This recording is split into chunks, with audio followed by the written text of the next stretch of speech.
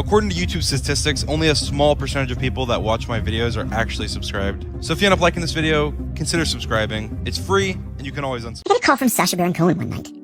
And he says, hey, I don't know if you know my characters, but I said, oh yeah. I said, listen, Borat? I said, I almost pissed myself. It's still the funniest movie I've ever seen in my life. So he said, well, I've got this character, Bruno. I said, yeah, the gay Austrian fashion correspondent. He said, yeah. So he made me sign a non-disclosure agreement. And he said, literally nobody's in on the gag except Pam Anderson. Literally no one else in the film was in on the gag. Well, except, that was in Borat, except Borat's assistant. So anyway, he said, we can't let anybody know that it's me and that I'm in character. And I said, okay, so what can I do for you? And he said, we're gonna go to the Middle East. I want to get in front of bona fide terrorists, He said, I'm thinking Hezbollah or Al-Qaeda. and I want to show them Polaroids. of men having like hardcore. And I want to ask them if this is a form of torture and should these men be sent to Guantanamo. Oh my God. So I said, I go, oh. That's a bad idea. Yeah, and I said, just as a general rule, you really shouldn't mess with the religious types. I go, they'll kill you, they'll kill your crew, They'll go out onto the street and kill people who... Who remind them of you.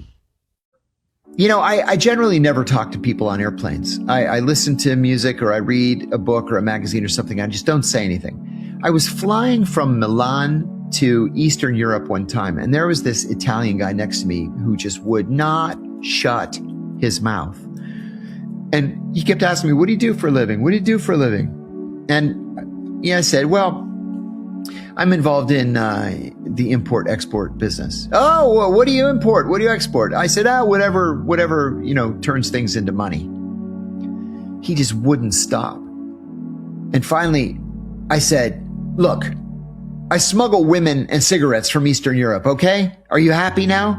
And he goes, I don't think I approve. I said, I didn't ask for your fucking approval. And then he just kind of sat there with his head down the rest of the time. And it's not like it is in the James Bond movies, where everybody's like, wow, right on top of their game. Yeah. No, there are a lot of dopes.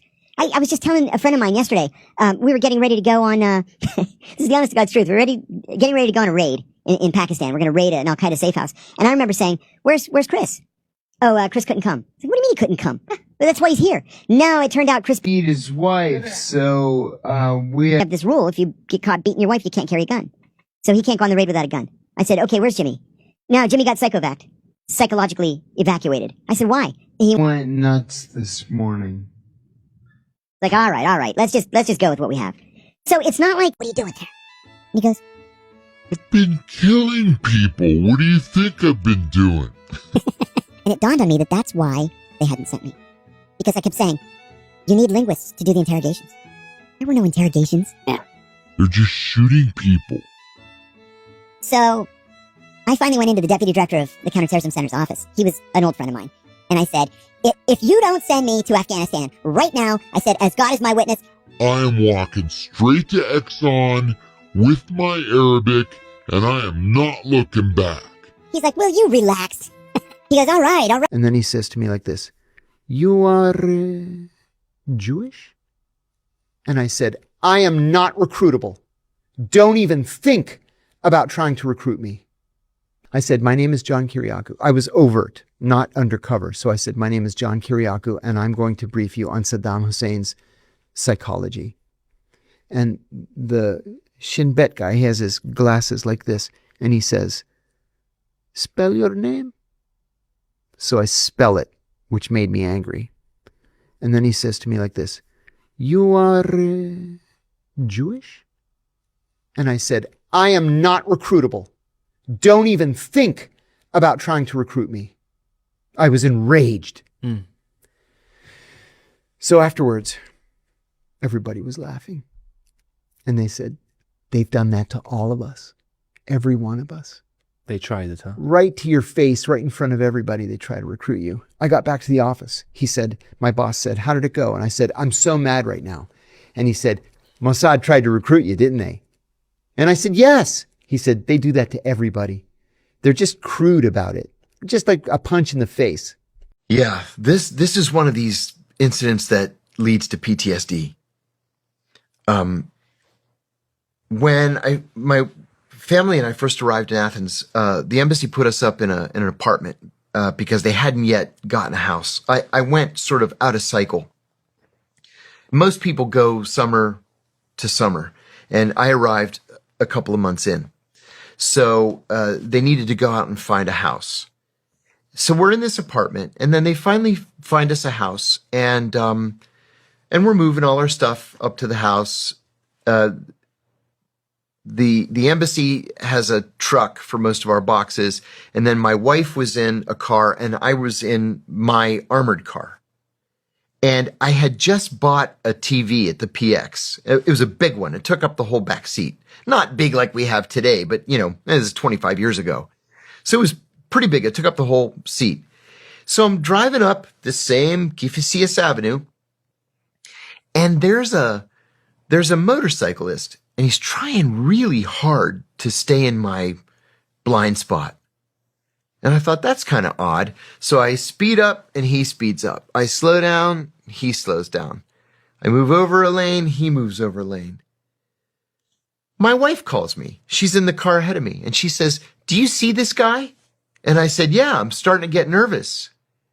And she said, "You don't think it's 17 November? And I said, "They can't possibly be on me yet." I said, I don't know what this guy's doing.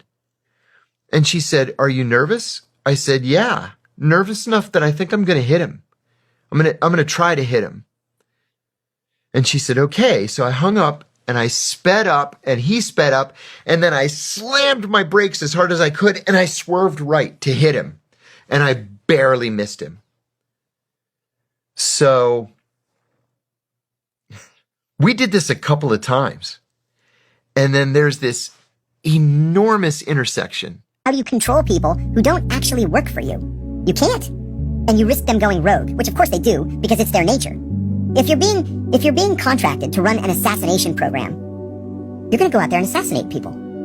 Well, everybody's human, and you make mistakes. And you convince yourself that, Ahmed Schmachmed is a really bad guy. And actually, Nah, it's a cousin with a similar name, but you just put a bullet in this guy's head. Okay. yeah, you write a check for $100,000 to his widow and just move on. And that's not cool. It's a crime. You can't just go around murdering people because you think they might be a bad guy. And so, Panetta, I never really liked Panetta. Just because he's not a nice guy. But Panetta was right to shut that down. Okay, so, what are the legalities then of a Blackwater team going out to hit somebody as if a Ground Branch team would? Is it like, I think Title 10, Title 50? Right. One's military, one's CIA, I can't remember. Guy, good looking, go-getter. And he's like, I was targeting this woman, and she has access to the prime minister to see her, but she's no longer a target. You're going to have to find somebody else. He ended up marrying her. Wow. Yeah. What do you think of the new Chinese mega embassy opening in London? Do you think it's a threat to the UK? Yes, I do. I've been following this issue. The Chinese tried the same thing in Washington, and we said nothing doing. So they're kind of split up. They have a large-ish embassy on a street of embassies. They're directly across the street from the Israelis. They're down the street from like the Vietnamese and the Qataris and, people like that. But their housing is in a different place, just off Embassy Row in the Kalorama neighborhood of Washington. They're sort of split up. The trade mission's in a different building. In London, they are planning this ginormous embassy. It would be the biggest embassy in the world. And it takes an entire city block in London. There have been protests in the streets about this embassy. And for whatever reason, Keir Starmer said, "No, I don't really care what the British people want. Sure, you can have your embassy." Well, this is going to be, talk about the United States used to be accused a lot of having a spy den in their embassy. This is going to be the mother of all spy dens. Yeah, without a doubt. And mark my words, this is not a one and done. The Chinese are going to seek to build embassies like this all over the world. God knows they have the money for it.